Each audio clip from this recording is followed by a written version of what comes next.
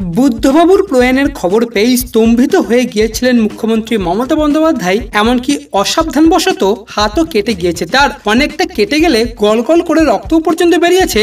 আজ বুদ্ধদেব ভট্টাচার্য মারা যাওয়ার পরেই, তাকে শেষ দেখার পরে পাম অ্যাভিনিউয়ের বাড়ির বাইরে দাঁড়িয়েই একথা জানালেন খোদ মমতা। তিনি এদিন জানান, এই পরিস্থিতিতে তার কলকাতায় থাকা দরকার ছিল। বুদ্ধবাবুর শেষ যাত্রার তদারকি তিনি নিজেই করতেন, কিন্তু উপায় নেই, কারণ ঝাড়গ্রামে বিশেষ অনুষ্ঠান রয়েছে তার। তিনি বলেন, আজ আমার ঝাড়গ্রাম যেতেই হবে, বিশ্ব আদিবাসী দিবসের অনুষ্ঠান ঠিক করা আছে। অন্য প্রোগ্রাম হলে ক্যান্সেল করেই দিতাম, কিন্তু এটা সেন্টিমেন্টের বিষয়। এরপরেই হাত কেটে ফেলার কথা বলেন তিনি। মুখ্যমন্ত্রী কথায়, আজ বুদ্ধবাবুর খবরটা শুনেই আমি এমন হয়ে গেলাম যে হাতটা ঘষে গিয়ে গল গল করে রক্ত বেরিয়েছে। কিরকম একটা লাগছিল আমার। আমি এখন বাড়ি গিয়ে কিছু পরে ঝাড়গ্রাম বেরোবো।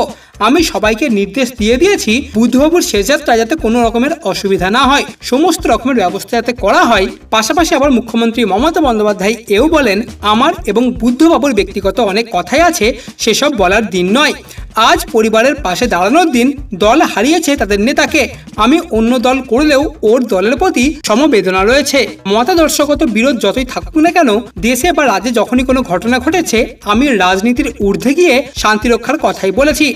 আপনারাও শান্তির সঙ্গে অবশ্যই শোক পালন করুন।